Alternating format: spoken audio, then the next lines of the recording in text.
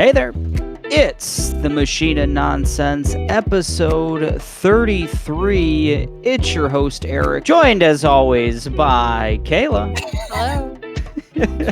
And Mike. Hey. And we got Ryan on the pod. Hello there. Episode 33 is talking all about the jam-packed week we just had. We had E3, Summer Game Fest, Netflix Geeked.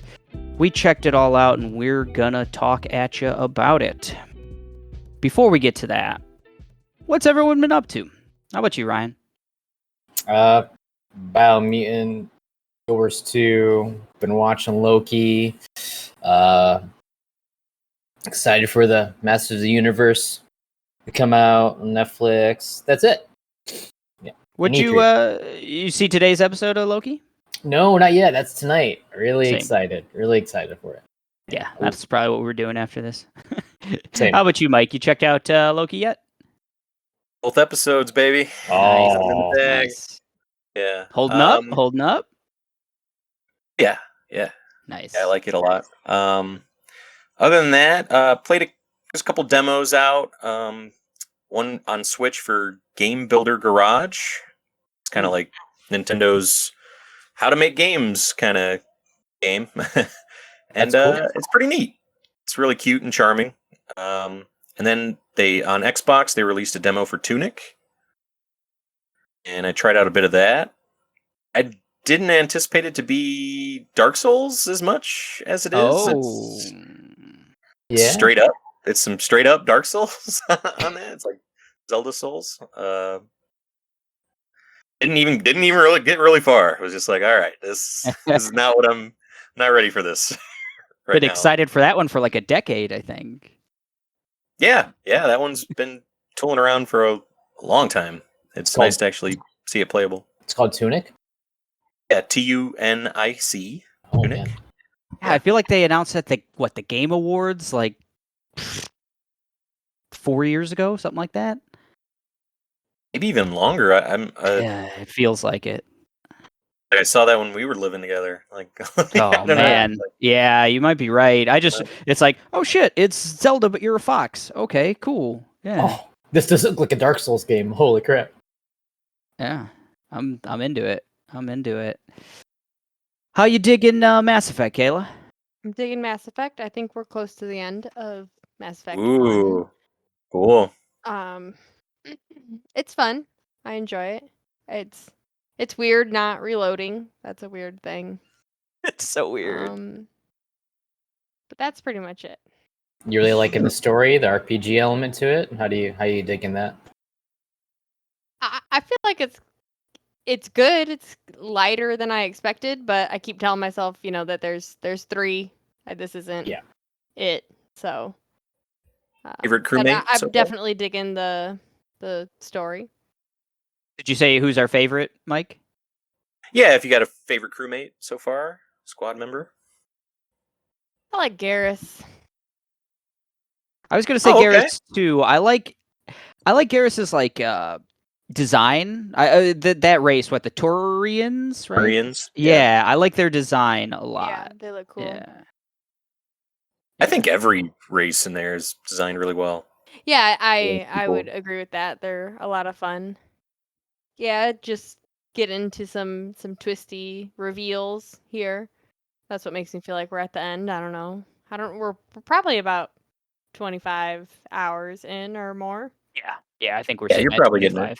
Yeah, we lost somebody, so if that makes any sense from a, I can't spoil the game, can I? Oh, okay, all right. Oh, come on. We lost Ashley. She's gone. Good. Yeah. We didn't do it on purpose. We let the cards fall where they may, and Ashley tried to save her. We did. We more like trashly, am I right? Oh, she's pretty harsh. The only bad thing about not letting Ashley die in the first one is you don't get to see her die in the third one. Okay. She's literally kind get of a to, beast, though. Like, she's a good combat. Like, Yeah, but I didn't Yeah, like her personality. Yeah, she's bad. Well, in addition to that, newer game, Mass Effect, I've also been watching a, hard-hitting new TV show. I don't know if you guys have heard about it. It's a little underground. It's called The Wire. Just came out. HBO Max. No, that show shows its age a little bit. A lot of 9/11 references, a lot of old tech stuff like that, but really good still. Like I get why everyone digs that show. It's a cool ass show. I haven't watched it, but Lance Reddick's my boy. I love Lance Reddick. Yeah, I had no idea who was in the cast aside from Michael K. Williams because everyone always talks about, oh, it's Omar from The Wire. It's Omar from The Wire. And I always like him and stuff, but It's got a huge cast. yeah, it Huge does. cast, It's that got a show, really good surprisingly. cast. Like it's really good. I'm really digging it. I'm just in season 1. I'm maybe like 5 episodes in or whatever else. But other than the tech, like them like type it on typewriters and stuff, I'm really liking it. Let me page him real quick. There's a lot of paging. There's a Yeah. lot of like they have to contact like the FBI to get like a wiretap and stuff, and it's this big box and stuff. It's pretty wild. What made you start watching that? That's a oldie. I've been meaning to for 20 years, basically. Oh like, yeah, like overdue, I guess. Yeah. Everyone raves about it, and I loved like detective shows and crime shows and stuff like that, and it's a cool ass crime detective show, and I like that.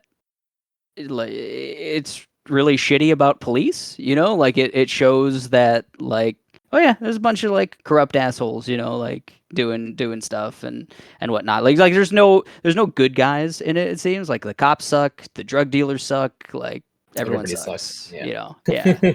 It's which I dig. I'm into like just everyone sucks kind of stuff.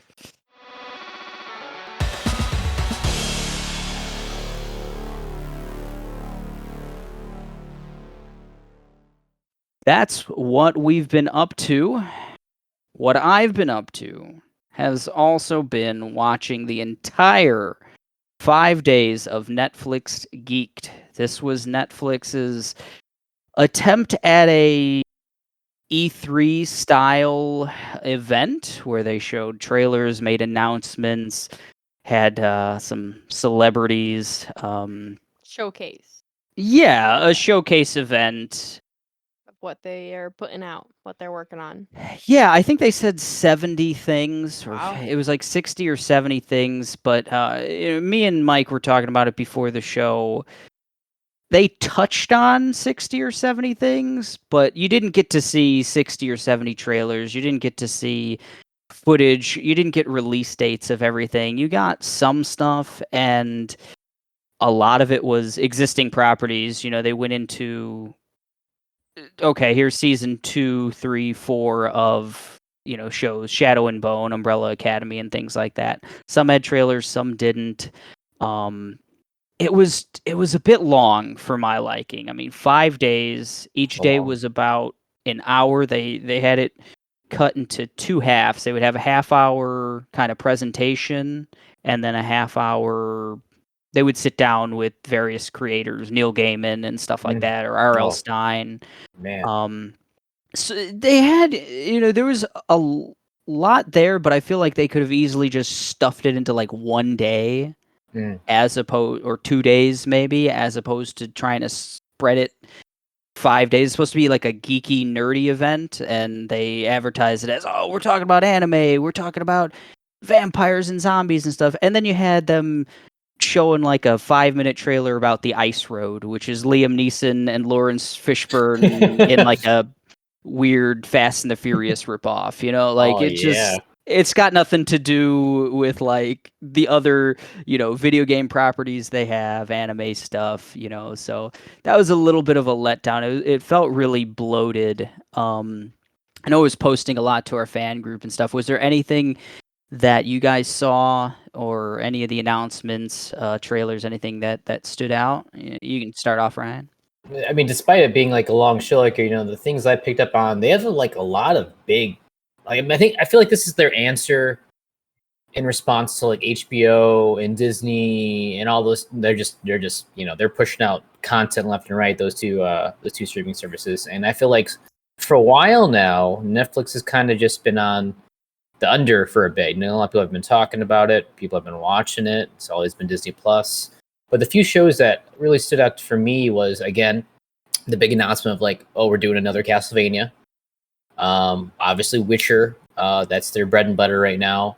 I think I heard some about Sandman. Sandman series is a great comic book series. If you guys haven't actually seen it. Another one, I think it was Cowboy Bebop. I believe it's this fall. Correct me if I'm wrong. Those are huge shows, I think, potentially. That's all I really kind of picked up on. Yeah, I think on Cowboy Bebop, they didn't have an official release on it, but they did have a little segment where they said the original composer from the original anime, they got him on board. So he's going to do all the music, which Cowboy Bebop's all about the music as much as the, action. So, oh yeah, really important. Anything? Really musical? Cowboy Bebop? Yeah, it's got a jazz soundtrack, which is for an anime is unique, and it's definitely got some interesting stuff going on, and they got the same composer to do. Oh yes, I remember. Yeah, Yoko Kanno, she's like one of those top tier just composers that just has done a slew of animes and movies and stuff, and her stuff is so versatile and great that without her music, I don't think it'd be Cowboy Bebop. So that's a huge plus. Nice. I know you're a big fan of Cowboy Bebop, Mike. I mean, is that one that's you're anticipating? Not really. I'm not interested in live action adaptations of these anime. And just the fact that they wasted time we got the composer. It's great. They did this, so much of that show was that bloated. When you said bloated, you're absolutely right. Which will lead when we talk to E3. I think we'll that word will be used again. But yeah, there's a few things that the next season of Castlevania is going to focus on Richter Belmont. I thought that was really cool. If them going Castlevania 3, then Rondo of Blood, and then hopefully we'll lead into like some kind of Symphony of the Night show if they keep going. Oh man, we'll get Alucard back. That'd be cool. Hopes and dreams, man. That'd be stellar. Yeah. That sounds really nice. Yeah, and I guess there's some kind of Transformer show, and season 3 is going to be Beast Wars, baby. Beast Wars. So that was a pleasant surprise to hear. Oh yeah, Masters of the Universe too. That's what I think they pushed out there from Kevin Smith. Yeah, they did. I don't know. Other than that, the show was just watching kids from Cobra Kai play Street Fighter 2 badly, and I don't know. I turned that off. I couldn't handle it. That should have just been a Twitter thread.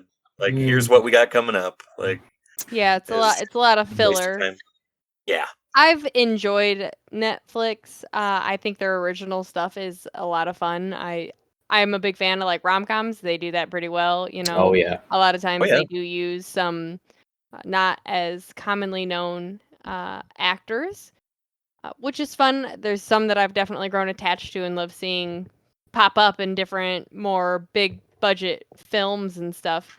But it does seem like they've made this like huge switch to like, okay, we're gonna buy all these IPs and pay all these people, these like well-known actors to do things. So it is interesting. I didn't think about that until you said that, Ryan. Very diverse. It's like they're really trying to diverse the library now, which is cool. Yeah, and they're really going hard. Like Kayla mentioned, Netflix was kind of the place to go for like rom-coms and some like silly action movies. Weird movies. Yeah. Movies. And it seems like they're still doing some of that or whatever else, but the fact that they're investing all of this into whatever you want to call it, they're calling it geeky content, that kind of thing, just like IPs that we know, Resident Evil, Witcher, Cowboy Bebop. Right, yeah, all of that. I mean, that's pretty cool. Comic book stuff and video game stuff. They announce a ton of like Ubisoft collaborations. I did want to touch on, before we get off of Netflix Geek, just a couple things that I found kind of stood out and what I'm kind of excited for. So Trace, it's out now. It looks very much like Castlevania. It's an anime style. It's from the Philippines, I believe, and it's a supernatural detective show. So it Man. looks, it looks very much like it looks very hyper violent. It's very much in the same animation style as Castlevania. Like putting them side by side, they look very similar. So it looks violent, supernatural. A lot of the elements. It's in A young girl, right? yeah, it follows Tracy, who's kind of a Belmont. It seems like she's part of a family that like has a legacy of hunting these supernatural beings and stuff like that. So you got vampires, you got ghosts, you got all that. But it's set in a modern context. Blood Red Sky, which actually comes in July. It's vampires on a plane. It seems like it's a situation where the main character's a vampire and their plane gets hijacked by terrorists. Just seems like it's a kind of a fun concept for like a quick, weekend type movie. Vampires on a plane. Blood Red Sky. One thing I'm super excited about, the first 3 weekends in July, we're getting Fear Street. We're getting 3 movies. Fear Street was kind of R.L. Stein's more teen bent books. They were a little more violent, a little more adult. And this 3 movie pack is looking to be way more. Like it looks to be fully R-rated. There's a real like camp to it too, which I'm really digging. But it's going to follow, it looks like the same town in 3 different time periods. It's starting in, I believe, 1994, and like 1978, and then 1666. And following, I think there's all an interconnected story, but it just looks good. It looks violent. It looks kind of campy, and the Fear Street books were all a lot of fun. R.L. Stein's a pretty talented writer as far as like horror goes, so real excited. And it's 3 movies back to back to back the first 3 weekends of July. Twilight of the Gods was announced. They didn't show any footage or anything else, but it's a animated Norse mythology Vikings type show by Zack Snyder, with a really cool cast. Bunch of actors from like Game of Thrones. You got John Noble from Fringe, Lauren Cohen from The Walking Dead, Peter Stormare, who played an awesome Viking vampire in Castlevania. I'm really excited to see him play some kind of Norse thing again. Is he like the boatmaster guy? He was. Oh, I love that guy. He's wonderful. He was like the best. Godbrand, yeah. He's Ulfr in Twilight of the Gods, but hopefully he gets to have some fun. That dude's a lot of fun. Like he's like Satan in Constantine the movie and stuff. Like, and he just chews up scenery. That guy. Like that dude's a lot of fun. He's amazing. Yeah, good dude. Scene stealer. Yeah, and the last thing I wanted to touch on was Captain Laserhawk, which is based on Far Cry 3's DLC, Blood Dragon. Just a wild thing. They showed a little bit of footage, and they interviewed the guy who's the creator, the showrunner. It looks like this wild 80s cyberpunk, just a lot of fun, a lot of pastels and stuff. I highly recommend anyone at least checking out like the footage they showed and maybe the interview. It looks like it's going to be a lot of fun. It's just super off the wall as far as like a property for Netflix to pick up. It's based off a DLC of like a fairly well received Ubisoft game from 10 years ago? When did Far Cry 3 come out? I don't remember. That Long time ago. That was like 8 years ago. Yeah. So they're on 6 now, right? Yeah. So kind of a weird decision, but I think it looks super fun. It's like very 80s, like neon stuff, right? Oh yeah. Wow. It's all that. So people eat that up, man. They gotta have their 80s nostalgia. Talking to my 80s nostalgia, I mean, Masters of the Universe, kind of, I've never been a He-Man guy, but the voice actor list is like top tier. You got Sarah Michelle Gellar, Mark Hamill, Lena Headey, Liam Cunningham, Diedrich Bader. You got Kevin Conroy, Alicia Silverstone. You got a billion huge actors in it, and I'm curious to see what they do with it and how dark they go with it, because it looks interesting, but we'll see. It could be fun. It feels very 80s kind of like feel to it. It's Kevin Smith's baby, and you can tell, like, they interviewed him during that whole showcase and stuff, and you can tell how much he cares. So, not a property that I'm, like, really even familiar with. I mean, I know He-Man enough, but nothing I ever, like, consumed before. But I guess if anyone can do it, a super fan like him, I'll give it a chance. Yeah. We'll see. Yeah, that looks fun. So that's Masters of the Universe.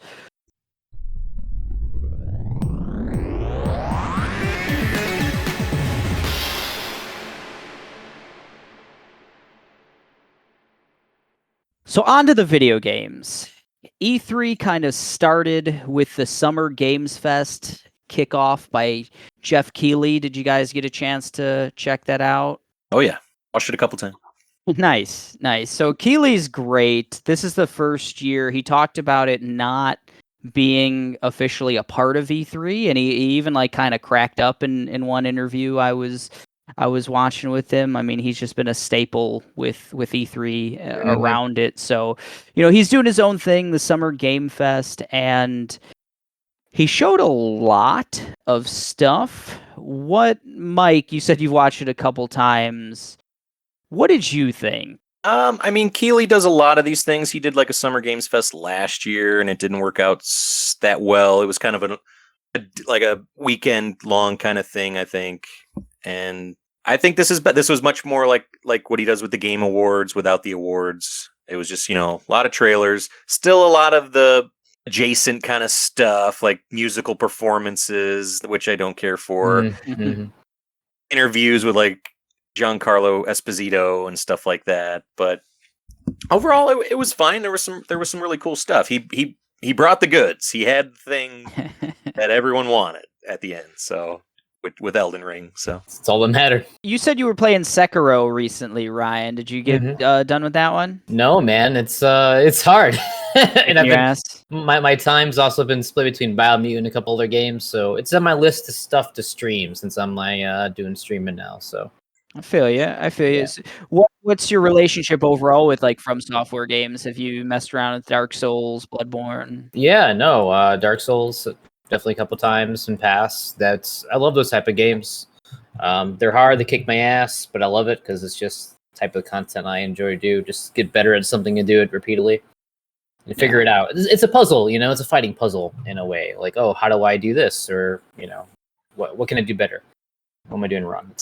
That's what I get from it. I think you and I have seen the Elden Ring trailer, I don't know, half a dozen times now, Kayla. What did you think of it? Super excited. I love the Dark Souls, and I love Sekiro too. But I didn't play it. I just coached, so it's a lot easier on me. But it does just look like it's straight out of Dark Souls. So I am interested to see what the gameplay looks like. Yeah, did you check out? They did a kind of a long form interview with one of the devs. I forget who it was. Miyazaki. Oh, it was Miyazaki. Yeah. Did you check that out, Mike? I caught the bullet points of it. Seems like it's way more open than previous games, which I really like in a game when I can just explore and find cool stuff, and that's kind of what those games were already about. Like just turning a corner and you never know what you're going to see.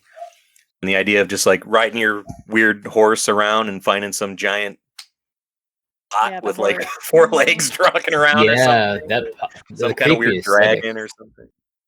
Man, yeah. I'm curious how they're going to do it because most of the Souls games are kind of like you're on a roller coaster, right? You know what I mean? You're kind of very linear in a way.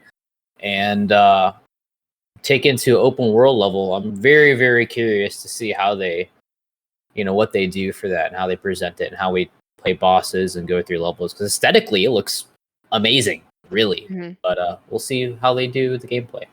Yeah, I would consider myself like I think to myself I want games to be more linear, but then I'm like, well, I do love open world games, but they have to be done well. They have to keep me involved, keep me interested, want me to keep coming back and find everything because sometimes they don't. Well, I could see it being because I don't think it's going to be like an Ubisoft game where it's just filled with like question marks everywhere, and you just go and liberate a tower here or whatever, those are the ones I or fall something off like of. that, or Assassin's. Yeah, I think this is just going to be bigger areas, kind of, instead of having like shortcuts in between the areas or long hallways or dungeons or anything. They're just going to be fields in between them or something, or poison swamps.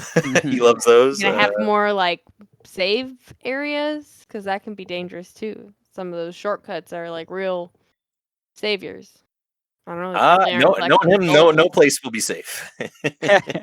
I wonder how you kind of work in that Dark Souls, Bloodborne, like key concept of a bonfire, a lantern, Sure. where like how does that work in an open world setting? That's Mhm. going to be the biggest thing for me, just because like that's the thing. You go to those safe spots and you fast travel, or you use them as your base of operations to go in a certain direction. And I don't know how you do that in an open world.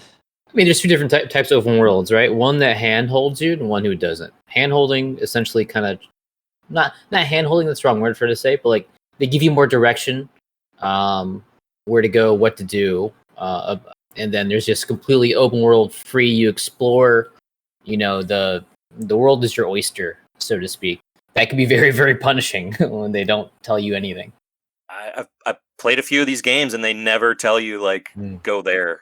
It's like you could easily wander into like a place where you're not supposed to be there, and I think that's going to be the fun of this game, is just finding a place that's full of giants or something. Like, oh crap, I come back here later or something. Eric,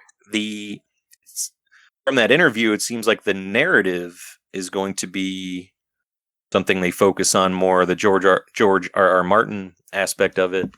It seems like it's going to be more upfront and not really hidden behind item descriptions and stuff like that. You're excited about that? Oh yeah, I'm over the moon on that, just because like Bloodborne would probably be my favorite game of all time if it had a story that I could like parse easily, like without a doubt. It's already top not 10. in your face, but like more that you would be more involved in. I mean, hit it, do it however, like give me a story. Hit me in the face or be subtle, but don't be obtuse, like just don't be opaque, I think is the word I'm looking for, not obtuse, but like just like any of those guys. I've played every single From Software game and beaten all, aside from Demon Souls, whatever.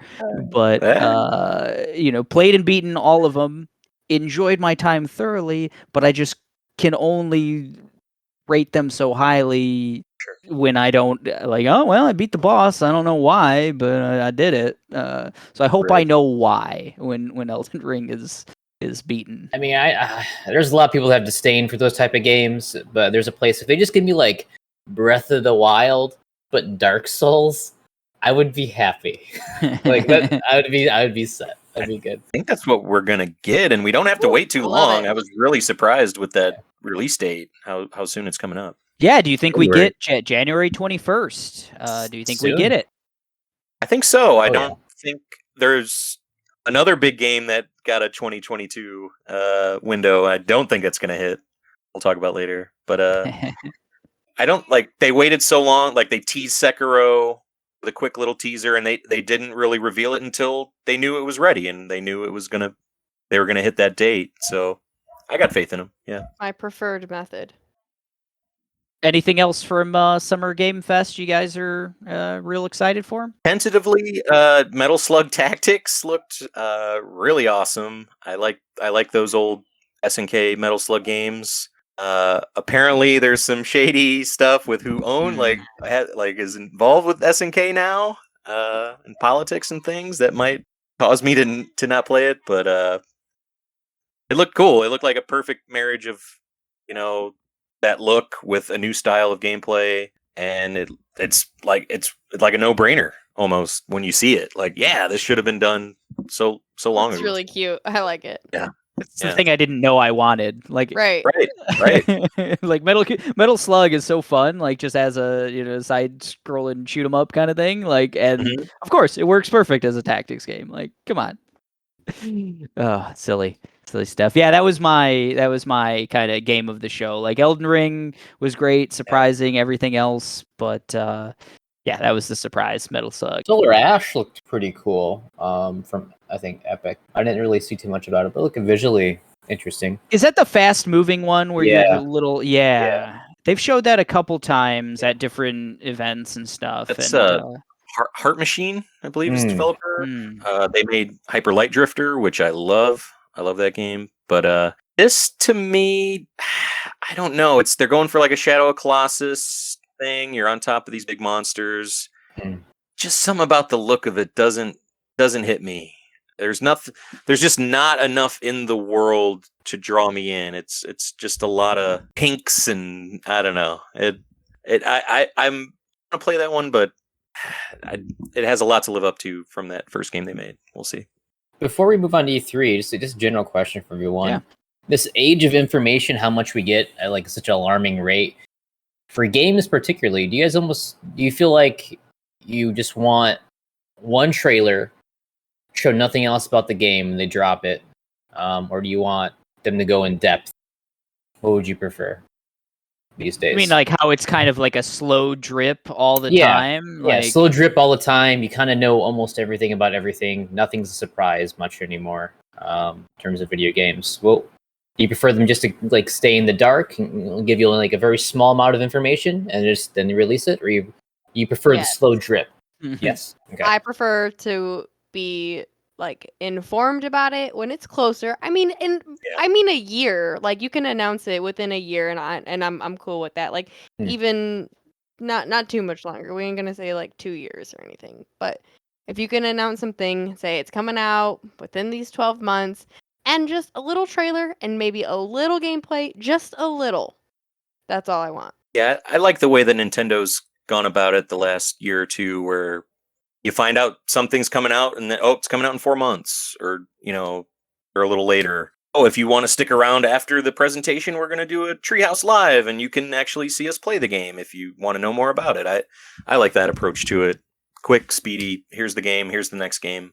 That's the way I like it. Yeah, cheers to that, because like I hate the way it is right now. I mean, where we hear about a game 5 years sometimes before it comes out, and it's like every E3 everyone's this is the year, this is the thing, or it's going to be the Game Awards, or it'll be the next Sony State of Play or whatever, and then nope, and then maybe we get a trailer, and then it's another year, and it's rough. I hate with that. So yeah, the Nintendo way of like, hey, this is coming out in the next 6 months, whatever. Or with Elden Ring, if we get it, in January, I think that's the perfect. We did hear about Elden Ring and we got a logo a while back, but like they went radio silent pretty much, and then like, all right, here it is. Here's the trailer. Here's some gameplay. Here we go. It's coming in January. Like, and I don't think you can undersell what COVID has done to these studios, and especially in Japan. It seemed like working from home was a very difficult transition for them, from what I've heard. So yeah, all of these we probably would have gotten Elden Ring this year, or instead of having to wait in 2 or 3 years. But the hype machine for me personally can ruin it, like a little bit. So yeah, absolutely. Yeah, it's an interesting thing to think about, Mike. Just like all these games, I was trying to count them all. There's like 200 different games that were like touched on in one way or another at like E3 crazy. And stuff. And yeah, we could have easily had like 100 of these today, like at this point. Right. And yeah, COVID's a bitch, man. Like, it's rough, but we're gonna have a really good 2022 probably. And honestly, I think so. We're gonna get into E3 now, but there's a lot coming up soon, so I think the way to do this, if each of us wants to highlight just a couple, things that stood out to them, that they really are anticipating, and we can all, comment on it, especially if we got it, the same thing on our little lists. Got a nice little transfer into that, because I'm going to tie it to Ryan's question. I'm really excited for this, but I feel like I know the whole damn game of Guardians in the Galaxy. Yeah. It looked really good, but it was too much. Like, leave some for me to like be desired to explore. Yeah, I think they showed the entire like first mission of the game. It seems like that's what it was or something, you know. Ideally, I guess that part wouldn't be in the game. That would be cool if that was in like a demo or something, but it seems like it's like the entire first mission of the game. What did you guys think of the whole Guardians presentation? Not for me, probably. Did not like the look of like Star-Lord and some of the other characters. Yeah, I don't know. It just looked kind of generic to me. I thought aesthetically it looked great. I did not like Chad Lord at all. He looked that's what bugged me the most. It looked fun because it looked fun, but it didn't sell me too much. I don't know. I mean that whole gameplay thing just it looked okay. It looked okay. Yeah, man. I think I'm with Kayla. I think this one's one of my, one that I kind of starred on the show.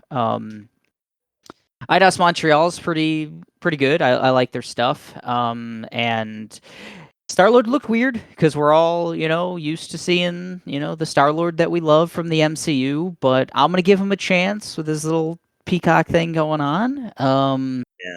And I thought the gameplay looked cool. Like, it looks like everything's mapped to maybe like R1 or something where you have to like select which of your companions you play as Star-Lord, but you get to kind of choose what your companions are doing at any given time or their super Telltale-y. moves. Well, yeah, then there's that aspect of decision making. You have to, side with your various, team members and stuff, the other Guardians. So there's a choice aspect, which I really like in games. I don't know how far this one can really go with it because in like a Telltale game or something, you can, a character can die, but like Rocket's not going to die. Did any of you guys play that Telltale Guardians game? No. Didn't check it out. Neither. No. Me neither. I wonder how closely those some of those decision moments will be to that game.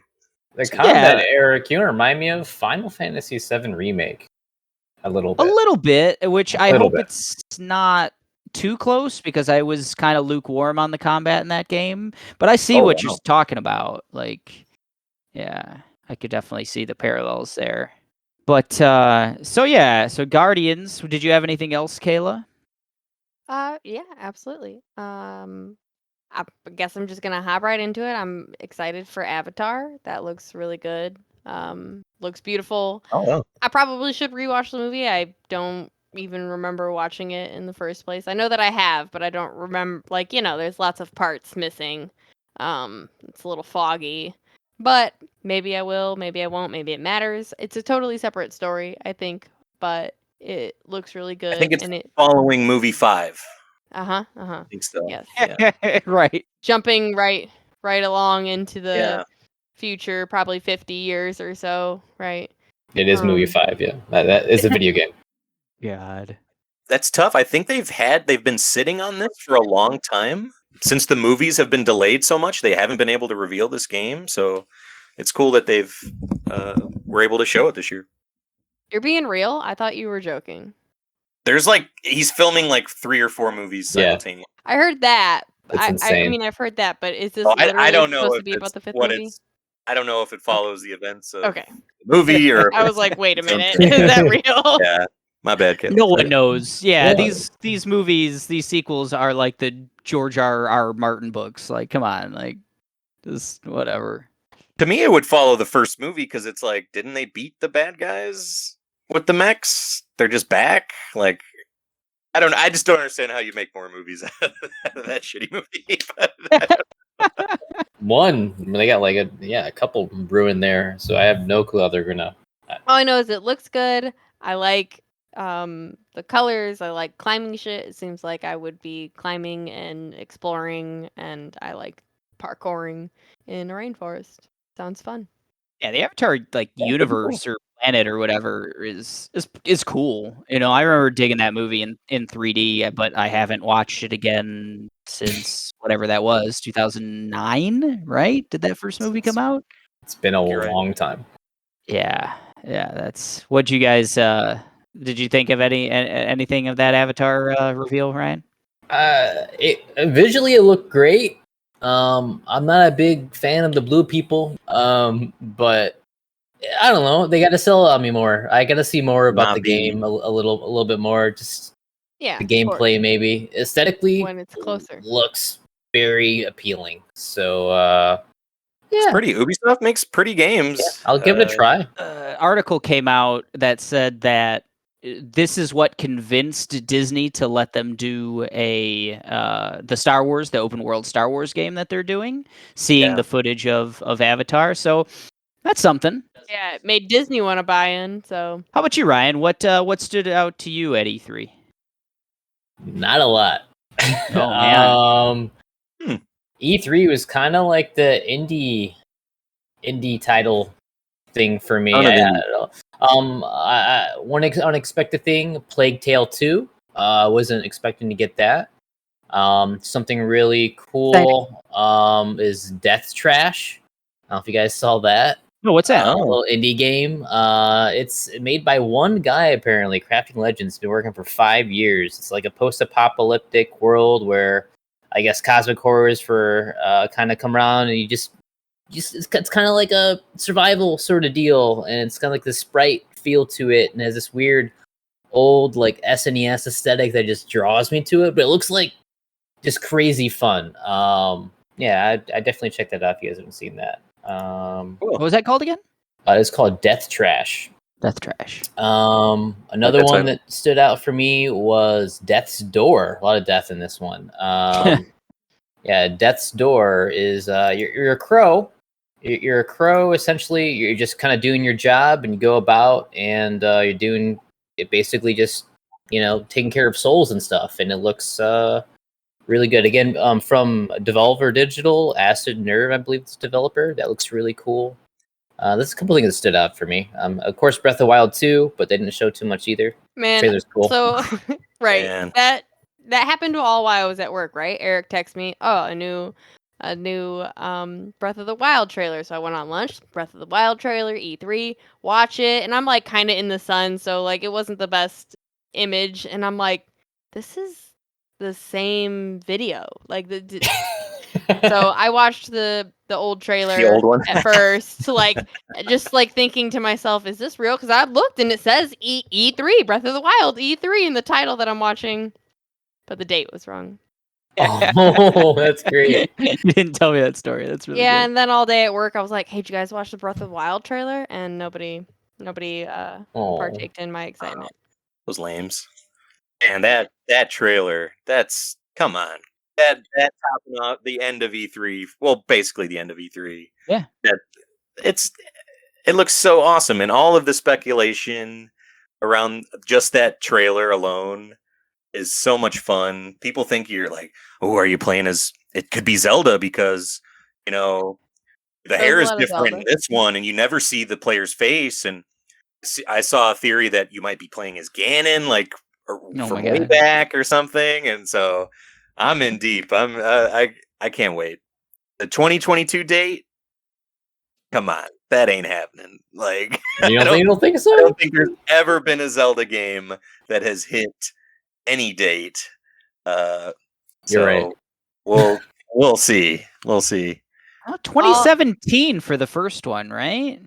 It's been a while. That was delayed. That was supposed to come out 2015. Was the first soft date on that one. So all I know is that boy got stamina. He was gliding for days. And then he was climbing through rock walls. So I can't wait to see what that's about. Mm-hmm. The stuff in the sky looks great. I get it makes sense why they're re-releasing Skyward Sword. It seems like it's going to be tied in kind of with that a bit. Correct me if I'm wrong. Is this like You're wrong? Breath of Wild was the OG. This where it all began. Is that right? Skyward Sword is the was the original game on the timeline. Yeah. Okay, because when I saw the trailer and all those just floating like temples or whatever you want, it just made me think, oh wow, Skyward Sword. Maybe this is just a part of that timeline or whatever. But Link looks sexy. That long hair and that real badass torn up arm. Oh man, this got me sweating. Oh yeah, yeah. That come on, looks great. The arm was interesting. Is that more of an armor piece or is that like a prosthetic? Like I was like, oh shit, Link lost his arm. Like he's got a robot arm. Well, in that trailer, they find the dehydrated Ganon. They call him. Oh boy, that weird like zombie Ganon down there, and it seems like some kind of power transfers over.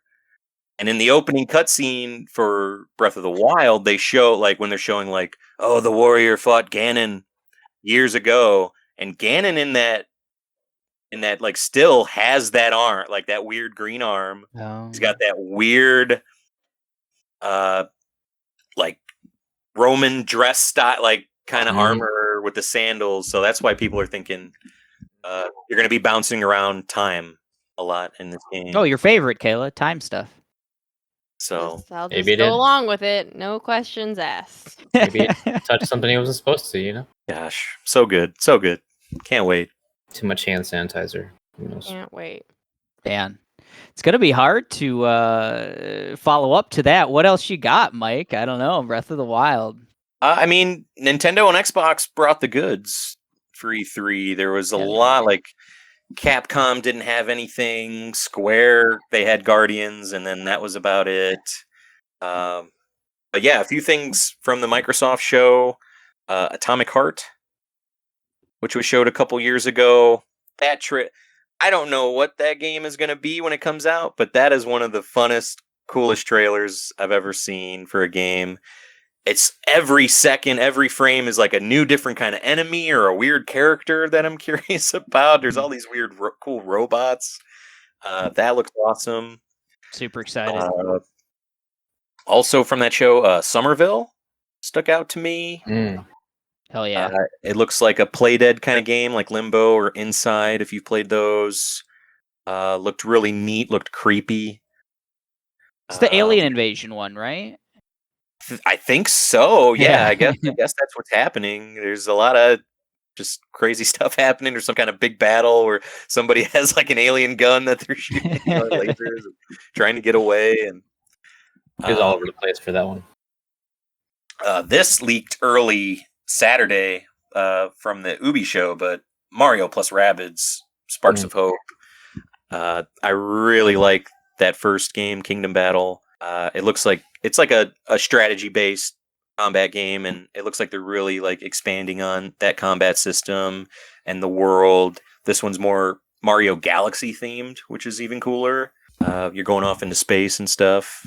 That game had a lot of great humor. I was surprised that Nintendo let them kind of poke fun at Mario and that franchise that way. So I'm excited to see how far they can go with this one. Sorry, I got a couple more here. I got a list. Oh, go it.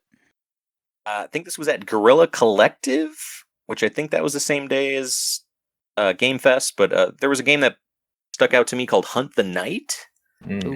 It's like a 2D action. It looked almost like Bloodborne mixed with I don't know, like just crazy stuff. It was like looked spooky. There was like things popping out of cabinets that you had to find and stuff. Oh man, that looked cool. And yeah, other than Zelda at the Nintendo thing, I popped for WarioWare, man. I love WarioWare. I've been hoping every year that they'll come out with a new one. They came out with like a collection of like micro games from previous games on 3DS. Well, that's when everyone threw their 3DS in a drawer somewhere and forgot about it. So it's cool that they're going back to that. Can't wait to play with you. It's gonna be fun. Yeah, hell yeah. And just I'm not really a fan of racing games, but man, Forza did just look like It always looks great. Beautiful. Like that is still like just seeing that in motion and stills like it looks like you're not even looking at a game. I was just surprised by how that looked, and then finding out that that's the engine that the new Fable is going to be on. So eager to see what that looks like too when they're ready to show that. The Unreal 5, man. Oh my god. Yeah, E3 did their own mini game awards, and Forza won their most anticipated of the entire show. So it's it's got a following, man. I've never played any of those, but it did look amazing. I'm not really a car guy, but I know Horizons is more of, it's not really like sim like Motorsports is, or Gran Turismo or something like that. It's more get in there and have fun and just drive around an open world. So See these beautiful landscapes. And man, just Xbox overall, just how awesome is Game Pass? Like, Oh, I was going to hit on that. Yeah, I mean, give me those Forza's numbers, Eric. Game Pass. Yeah, so they said 33. I think there were 40 games at their conference or their event, the Xbox Bethesda event, and 33 are going to be Game Pass games or are already Game Pass games. Yeah. Like Yakuza Like a Dragon just dropped. Like they were like, oh, yep, that game that everyone loved from last year. Like, boom. I started Game that. Pass. I forgot to bring that up. That whole series is fantastic. And they literally have every game in the series now. Like that was the only one that they didn't have was Like a Dragon, and it's not my thing, but it's a lot of people's things, and it's huge. Like, they did such a great job of just here's your roadmap of what you're going to play, like for the upcoming year and beyond. They did a killer job, Microsoft. I was impressed. You can't hate the value. The value's too much. You may not like the games, but the value is undeniable. It's fantastic. I mean, even just like these third-party ones. So there's all the Xbox and Bethesda first-party stuff, but like Yakuza Like a Dragon, as an example, Hades is coming to Game Pass too, which was like right up there with Game of the Year. It was like everyone's Game of the Year last year. You got 12 Minutes, which I've been really excited for a while. I think that's coming in August to Game Pass. Got a really cool voice cast. It's like Daisy Ridley and Willem Dafoe. Willem Dafoe. Yeah, it's just like that seems really cool. It's a time loop of 12 minutes where you're trying to figure out a murder. It's a loop, isn't it? Yeah, it's a time loop. Back 4 Blood, which is like the spiritual successor for the Left 4 Dead games, coming to Game Pass as well. A lot of Left 4 Dead likes coming up, man. We got a lot. Too many of them. Oh my gosh. Well, let's find one. Let's find one to play. I think Back 4 Blood might be the one, especially since it's coming to Game Pass. But why not? Redfall was the final game of their presentation. I guess that is, like we were talking about that. I guess it is like a Left 4 Dead type thing, but maybe more expanded on. It's weird because like from the trailer, it definitely. I was like, oh, okay, this is just Left 4 Dead with vampires, like instead of zombies. Cool, DLC, whatever. Yeah, but like they introduced it as an open world game, which was weird. Like, so I don't know what that game is, to tell you the truth. Yeah. Did any of you guys see? It's called Solstice. It's like you're a chick with this big ass kind of like Buster Sword, Berserk Sword, Guts Sword. Kind of like Dark Souls-ish from Modius Games. I look pretty Fantasy cool. Origins? Oh boy. No, nothing chaotic like that. But we started on that. Yeah, that looked pretty cool. Solstice. No, there's so many, man. Yeah, there's so many games. Crazy. It's it. I was trying to count before the show and I just lost count. I was like, I got up to like 150 and there's just more on the list. I'm good. Like whatever. There's like 200. Like there was just a lot of stuff and you mentioned the indies, Ryan, like tons of indies. Tons of indies. Wholesome Games presentation had like 40 or 50 games at it. Like insane. I didn't even check that out. That's crazy. Yeah, just nuts. And that's all games, like family oriented, fun party games, stuff like that. Yeah. So it was something for everyone, really. If you're not into the big AAA stuff or a lot of horror stuff, we saw a lot of Souls likes, whatever. A couple other things I wanted to touch on. Touch it. Salt and Sacrifice. You've played the first one, right? Salt and Sanctuary, right, Nelson? Yeah, it's cool. It was real tough. Didn't the art style? I did not like it. I think it's from that studio that made I think it was called Schwash it was some kind of Xbox Live game, but it Hmm. just really has a weird style to it that doesn't jive with me. But Oh. this looked cool. Yeah, like co-op with it. Yeah. Expand it. more, Always yeah. looking for co-op games, for me and Kayla. So that one definitely stood out to me. Salt and Sacrifice. All the indies had a lot of co-op, which I liked a lot. Yes, we need more co-op games. I'm going to say it a million different times. Did you guys see the trailer for Werewolves Within? I remember talking about Werewolves Within on one of our early podcasts about movie? Yeah, Yeah, that looks good. It seemed like that it looks could- pretty good. Seems like a fun. dark comedy whodunit thing. Yeah. Yeah. I guess that was a VR game. They did like a werewolf version of VR, I guess. That's where the game tie-in part comes in. Right, I remember us talking about that and being just like, oh, well, it's on the list of adaptations. Yeah. We have no idea what this is. How do you do that? Oh, it says it's Ubisoft. Okay, cool. Yeah. But it's fun that Ubisoft is going so deep into other Spreading their wings. other Yeah, outside of they the- had a Left 4 Dead like too with that new Rainbow Six thing. That looked cool. They showed a lot of it, at least. They So it did. definitely looks like it's a complete, package and everything else. I don't know the Rainbow Six Siege, thing. So Yeah. the whole universe. So It's gonna have characters from Siege, right, in it, like that you play yeah, as. I think certain so. I think those are operators. your hero operators. One cool concept about it that I found interesting was if you lose and you get captured or whatever else, you can no longer use that hero, that operator, and you have to go and save them on your next Oh, mission or cool. whatever. That is So cool. that's kind of a cool concept. I don't know of a game like that does that. Left 4 Dead sort of did that. Like if you would die, you could find them later, like hidden somewhere or something. But Right. it seems like more story focus to it. Yeah, very much so. It becomes your objective, I think, in the next Yeah. round or whatever is Oh, that's the cool. idea. Wish you could have done that in XCOM. Yeah, instead of permadeath. Yeah. That would be Yeah. nice. What about Starfield? Nobody mentioned Oh. Starfield, right? Yeah, I mean, Skyrim in space, Yeah, that was a quote that I did not like to hear. I am with you on that. Again, just don't show me much. Don't say much. Just say it's a space. Yeah, they showed a very cinematic trailer. No gameplay. That thing's supposed to be coming in a year. Well, They're see. doing it on the 11th anniversary of Skyrim, which is kind 11, of 11, 22. Yeah. Yeah. I thought that was the cool. They did the thing. They did it. So Yeah. every That's fun. trailer just needs to be like the Outer Worlds 2 trailer. That honest. Just, we got nothing. This is it. We're making the game. I was shocked to see that, man. Same. Obsidian working on a I lot didn't of expect stuff. it at all. Yeah, I like that game was fine. Yes. Hopefully, Fine. hopefully they can, your budget this time. They can really make something special. Hopefully, we'll see. Yeah, some fun.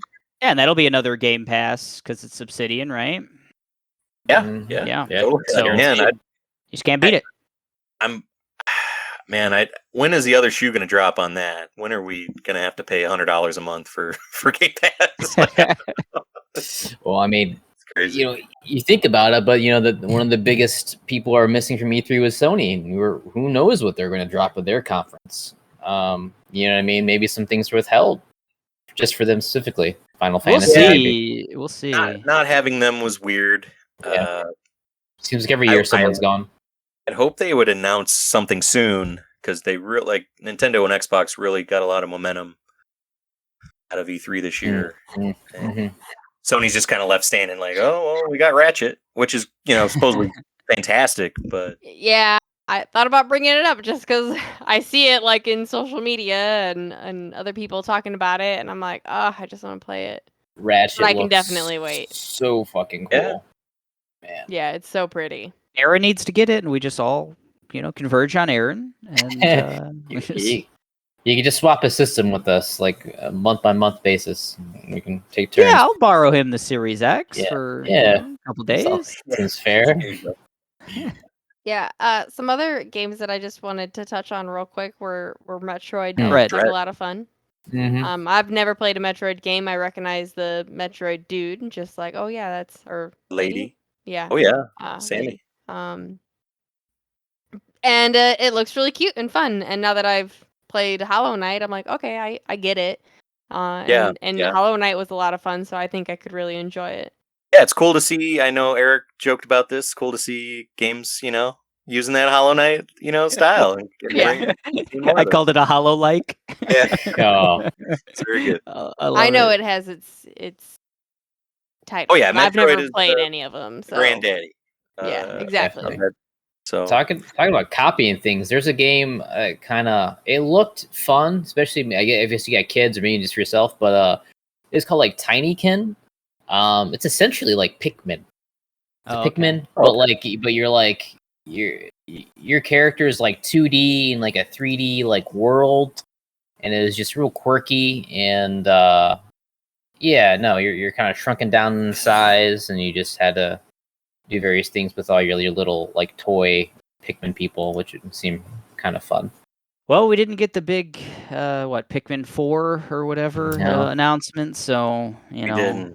Someone else has to get up there. That was fun. Right before the Nintendo conference, on the fan page, we were talking. Fan of the show, Andrew Novak, was hoping for a new Metroid, and it was cool that he got it. That was awesome. Yeah, that one really stood out to me. I've never messed with any of the Metroid games. I'm a little concerned about the whole Mr. X of it all. There's Emmy, the invincible robot that looks to be like chasing you, tracking you. Fusion had some of that too, and it wasn't great. Because it was like, okay, there's this unstoppable thing that I have to avoid right now. Yeah. And stop you from having fun. But they did a long play of it in the treehouse portion, so it looks like it was. Oh yeah, I watched a lot of it, and it looked like it wasn't as bad as like a Mr. X. Like there were ways around it and stuff like that. So was there any DK news? Oh, this was. I know we were going to talk about disappointments, but there was a moment in the presentation where they show like a bunch of bananas and coins, and they're like, "Oh, this character's anniversary is now." I literally threw my hands in the air and went, "DK!" Oh no! And it was fucking Monkey Ball. Oh, sorry. They got so shit. Man, I wish I could have seen that. There was all these rumors about the Mario team is making a Donkey Kong, and I'm like, what? Like, that sounds amazing, and that's probably all it was. Is just a rumor. We'll see, but the Game Awards later on. That'll be the fall or something, right? And sure. We'll get that. Sure. Yeah. But Eddie, before we get to our overall wrap up of the events and especially E3, was there anything else that is worth talking about? Just some people didn't come correct.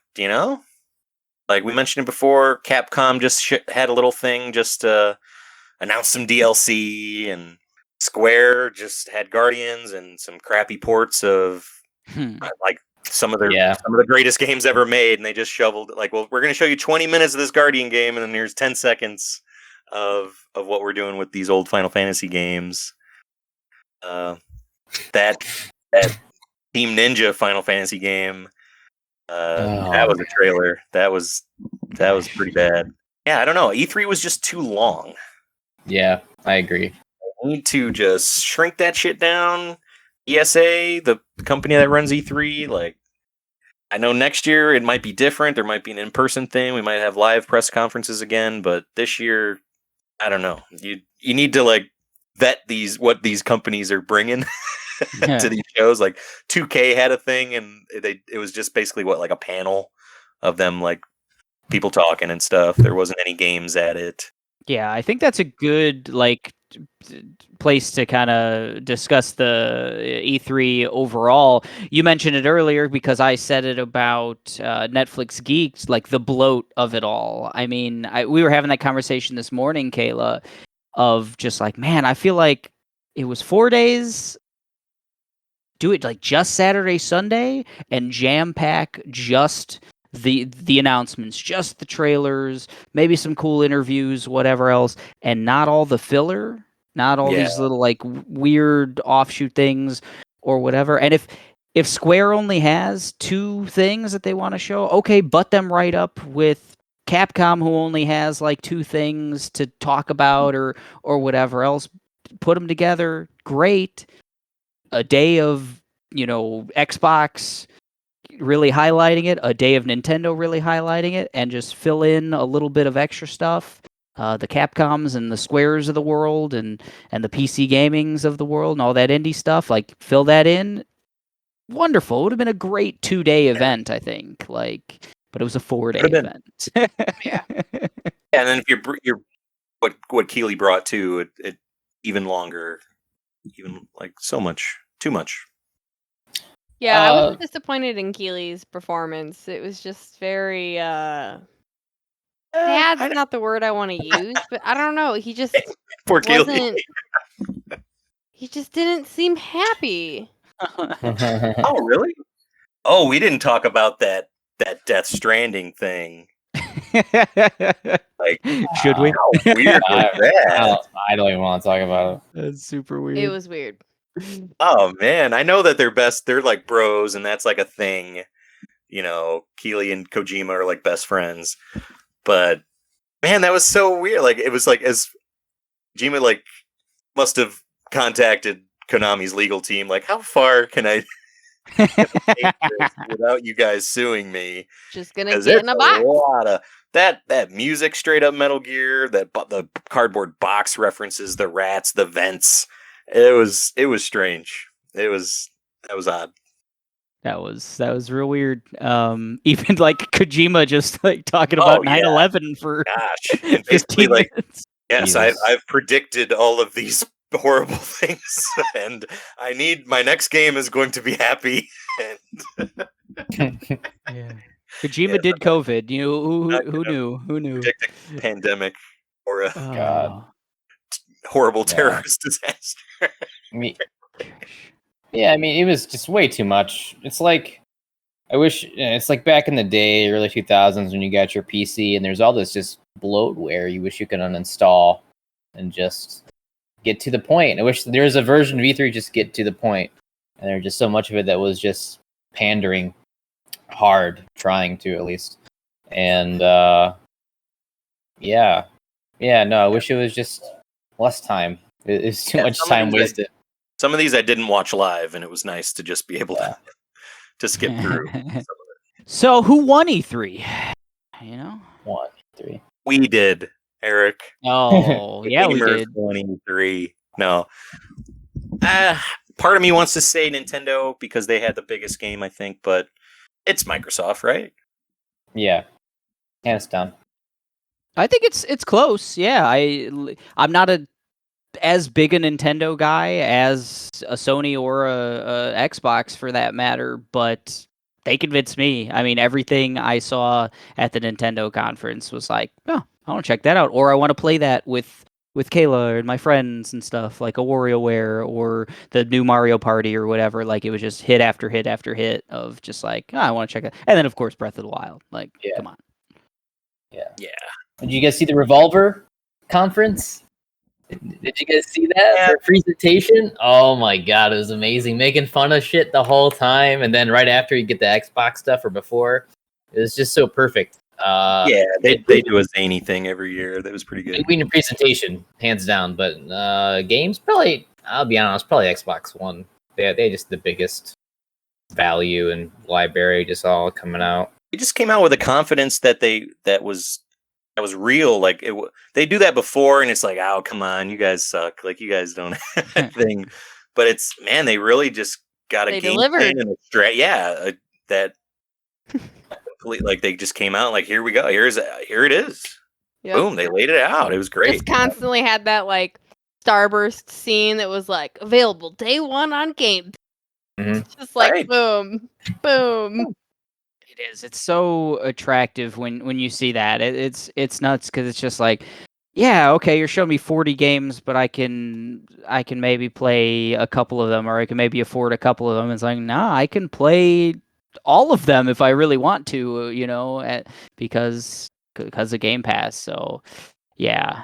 I mean, while I was watching that, and I don't know, Kayla was right there with me. I was just geeking out the whole time. I was having such a good time. Like, it was at He was very Xbox. enthusiastic. Yeah, coming out, like if I was gonna one of the new consoles, like with Sony not being there, Series X is ahead of the pack right now, and I have a feeling like it'll be like a 360 PS3 generation thing where I got my 360, I played a lot of stuff on that, and eventually I got a PS3 years down the line and played all the exclusives that I couldn't play on Xbox. So that's probably what's going to happen this time. Talking that with like winners, did we go over like biggest surprise for everyone yet? Yeah, well, what was it? What was biggest letdown? Yeah. Biggest surprise for me was Breath of the Wild. Like I didn't think they were gonna bring anything. Mike was right. When has the Zelda game ever been on time? Never. Like ever. Biggest letdown? Probably Bethesda. And not for the reason you think. Just because how they're handling it, you know? When the acquisition got acquired from Microsoft, is very talked about saying, oh, you know, not going to be exclusive. You know, there's a huge press reel about them saying, oh no, we're gonna, you know, the game's gonna be for everyone. It's gonna be great. First thing at E3, what do? Bethesda exclusive, Xbox only. And I'm just like, oh, okay, so you're doing exactly what you said you weren't going to do. Fantastic. I mean, that's fine, but like, don't have a huge press conference before that, months in advance, when you acquire it, saying you're not going to do that thing, which is really a big disappointment for me. Well, you'll still be able to play it on PC. Yeah, because they own Microsoft. But I mean, it is Microsoft, so you know what I mean. That makes sense. But like other consoles, other things. I mean, you don't spend $9 billion to have. I know, but don't have a huge talking point about how you're not going to have exclusives. It doesn't make sense. They were coy about it. I don't think they ever came out and were like, "We're not." But well, how about you, Kayla? I was fine with that. Biggest plus, biggest minus. You go first. Sure, I will. So Xbox, can I just say that was my biggest surprise? I didn't think I was going to be, you know, wowed. But no, probably Metroid Dread, honestly, was my biggest surprise. Like I said, don't have any kind of connection to the Metroid universe or any of those games, never played any of them. But that looked cool. I liked the transition, the 3D transitions. I think it looked really cool. And coming off of Hollow Knight, I think I'm a fan of the genre now. So, yeah. The tough genre. And then my biggest disappointment was Capcom. I was hoping to at least get... They mentioned, we're going to have DLC for Village, Resident Evil Village. That's what they said. They said, "Oh yeah, it's in the works. We're gonna have it," but no kind of even release window or details or anything like that. And then no details about the Resident Evil 4 remake, as you know, that people have talked about, or just really anything on that. They didn't even work in any of the like. Netflix has a bunch of Resident Evil content now. They didn't even work in that in any kind of way. So just a big disappointment on that. No Resident Evil there, basically, at all. No Capcom really at all. Like they really just didn't have anything. Yeah, it was a bummer. Yeah. I'm glad you went first because I'm going to piggyback on that. Like I was trying to think of like disappointment. Like what did I even expect? I don't know if I had any like real expectations that weren't met, or at least like sprinkled on. But Capcom, I didn't watch the stuff. Again, I was at work, but you filled me in on stuff, and there was nothing that like really excited me. I would have expected. I was hoping for something about Resident Evil 4, but didn't get any of that. As far as the biggest surprises, I would have to say the Avatar game, just because that was nowhere on my radar at all. Totally like shocked me, and it's something I want to play. Biggest letdown had to be Square.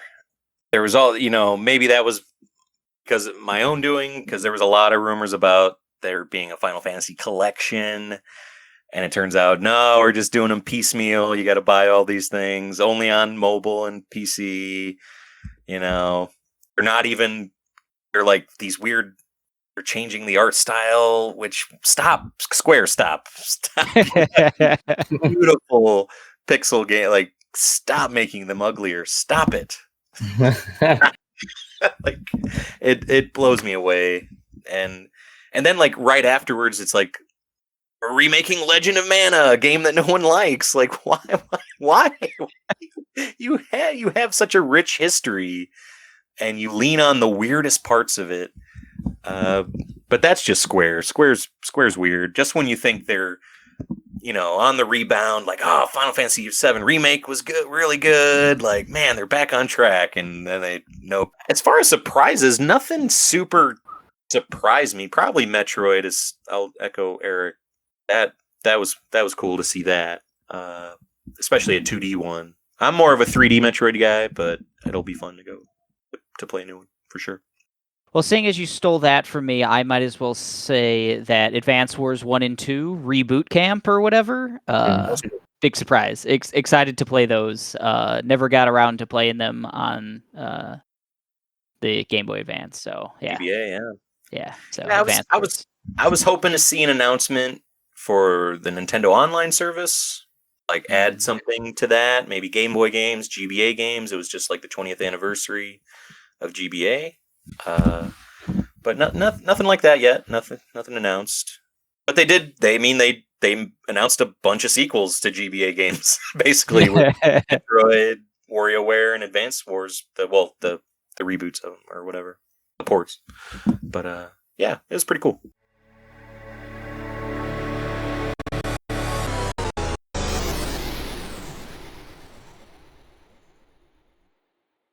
So we've got a lot to look forward to the rest of this year and into next year. Next year's potentially going to set itself up to be one hell of a video game year, especially when we figure out what the hell Sony's doing. We'll get some details on that.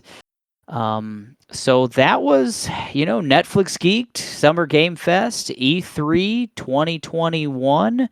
I'm excited. You guys excited for what we got going? I'm excited. Yeah, real excited. Ecstatic. Yeah. Absolutely.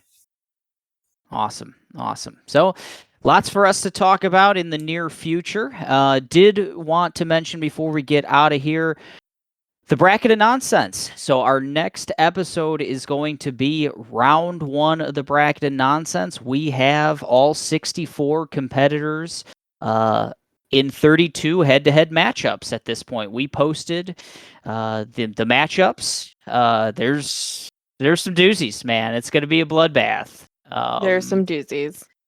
It's such a big bracket, guys. Sorry, the social media posts are hard to make in the big pictures. Big old long bracket. Yeah. That first matchup that popped up just killed me. I think Daniel you mean the yeah. Just none of all the other ones. I'm like, okay, clear winner, and man, that one. There's a lot of clear winners, but there's we're also going hard on that one. That one might be the one. Just that matchup. Well, so if you're excited to hear about Daniel Plainview versus Leslie Nope, please tune in to our next episode. That will be episode 34, the bracket of nonsense, round 1. That'll hit on Monday. What date is that? I don't know. Monday, June 21st. Monday, June 21st. So be looking for that, round 1 of the bracket of nonsense. You could say there will be blood. This has been the Machine of Nonsense, episode 33. We covered E3, Summer Game Fest, and Netflix Geeked. I'm your host, Eric. I was joined by Kayla, Ryan, and Mike. We ask you, as always, to please subscribe, rate, and review us on your podcast app. Tell a friend. If you're not already a part of our fan group Monstars on Facebook, please join. Also, join us on Instagram, Twitter, Facebook, all the social medias. We're there. We're posting constantly. We got a fun little community. Let us know what you want to hear on future episodes. We're always up for a post, or you can leave us a voice message at anchor.fm/machine of nonsense. We would love to hear from you. Give us some topics for future episodes, and maybe we'll even have you on. Definitely have your voice on at least. For Kayla, for Ryan, for Mike, I'm Eric, and we're saying goodbye. Goodbye. Excelsior!